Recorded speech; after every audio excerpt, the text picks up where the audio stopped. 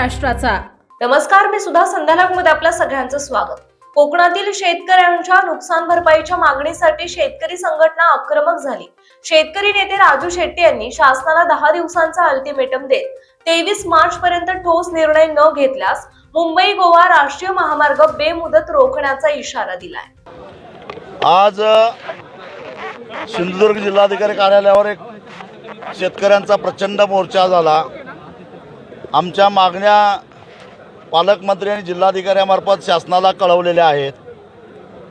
त्यातल्या प्रमुख मागण्या म्हणजे आंबा कलमाला 5,000 किंवा हेक्टरी 5 लाख रुपये आणि काजूला हेक्टरी 3 लाख रुपये नुकसान भरपाई आणि विम्याची मुदत 30 मे पर्यंत। त्याचबरोबर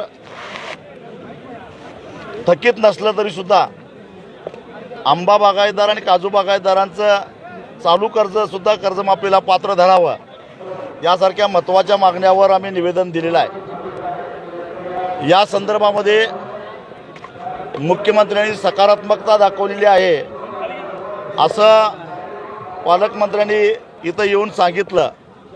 त्यामुळं शासनाला निर्णय घेत असताना थोडा वेळ द्यावा आणि सध्या विधिमंडळाचं अधिवेशन चालू असल्यामुळं धोरणात्मक महत्त्वाचा निर्णय सभागृहावर घेता येत नाही। तो विधानसभा सदस्यांचा विशेष अधिकाराचा भंग होतो, म्हणून आम्ही संयमाची भूमिका घेऊन 23 तारखेपर्यंत म्हणजे 10 दिवस शासनाची वाट बघायचं ठरवलेलं आहे। त्या 10 दिवसामध्ये जर का सरकारनं काही ठोस निर्णय घेतला नाही, आम्हाला चर्चेला बोलवलंच पाहिजे असा आमचा आग्रह नाही। आम्ही सरकारच्या निर्णयाकडे वाट बघू आणि ज्या आमच्या मागण्या आहेत त्या सकारात्मक घेऊन त्याबद्दल निर्णय घेतला तर प्रश्न नाही, अन्यथा 23 मार्चला सकाळी 10 वाजल्यापासून मुंबई गोवा राष्ट्रीय महामार्ग बेमुदत आम्ही रोखून धरणार असा इशारा सरकारला दिलेला आहे। प्रमुख मागण्या काय आहेत तुमच्या? प्रमुख मागण्या आंबा कलमाला 5,000 रुपये किंवा हेक्टरी 5 लाख रुपये, काजूला हेक्टरी 3 लाख रुपये, त्याचबरोबर NDRFच्या नॉर्मच्या चौपट जसा 2019ला महापुराच्या काळात विशेष शासन निर्णय करून दिलेला होता तशी मदत, किंवा या नुकसान झालेल्या आंबा आणि काजू कलमावरील जे चालू कर्ज आहे जे थकीत नाही आहे, कारण थकीत ते 30 मार्चला किंवा 30 जूनला होणार आहे, पण त्याच्या आधी पीक मात्र नष्ट झालेलं आहे, म्हणून ते चालू कर्ज जे थकीत नाही ती पूर्ण माफ, या आमच्या मागण्या आहेत। आणि या संदर्भामध्ये सरकार काय निर्णय घेणार आहे याच्याकडे आम्ही 10 दिवस लक्ष ठेवून राहू, अन्यथा आताची लढाई ही आरपारची असेल, निर्णायक असेल, रक्त सांडूपर्यंत आता आम्ही मागे हटणार नाही। पालकमंत्र्यांनी तुम्हाला आश्वासन दिलंय, वाट बघण्याची विनंती केली आणि मुंबईत बैठकीचं आवाहन। हो, म्हणूनच आम्ही 10 दिवस थांबलो, कारण माझ्या माहितीप्रमाणे 23 तारखेला अधिवेशनही संपतंय, त्यामुळं अजून 10 दिवस थांबायचं आम्ही संयमाची भूमिका घेतली। मुळातच कोकणातला शेतकरी हा संयमी शेतकरी आहे आणि त्याचाच एक भाग म्हणून आम्ही 10 दिवस थांबतोय 23 मार्चपर्यंत।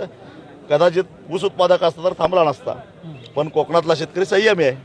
साहेब, कोकणामध्ये दरवर्षी अतिवृष्टी होते, त्यावेळेला मात्र तुम्ही कुठे कोकणामध्ये कुठे येताना दिसत नाही, पण मात्र आंबा काजूदारांच्या बागायतदारांसाठी येताना तुम्ही पाहायला मिळत, काय सांगा?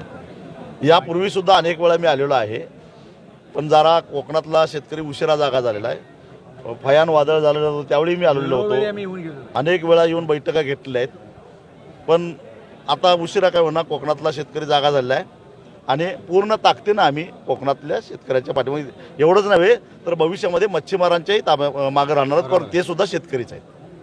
औषध आणि कीटकनाशक हे देखील निकृष्ट दर्जाचे असं सांगितलं। निकृष्ट दर्जाची कीटकनाशकं आणि औषधं शेतकऱ्यांच्या माथ्यावर मारलेले आहेत, त्याचा MRP आणि त्याची किंमत याचा काही ताळमेळ राहिलेला नाही, त्याची सुद्धा माहिती सगळी शेती खात्यानं घ्यावं आणि संबंधित बोगस कंपन्यांच्यावर कारवाई करावी, अन्यथा शेवटी कायदा हातात घेऊन आम्हाला त्याचा बंदोबस्त करावा लागेल। ताज्या आणि महत्त्वपूर्ण बातम्या पाहण्यासाठी आजच आमच्या संध्या लाईव्ह न्यूज चॅनलला YouTubeवर सबस्क्राईब करा आणि बेल आयकॉन प्रेस करा।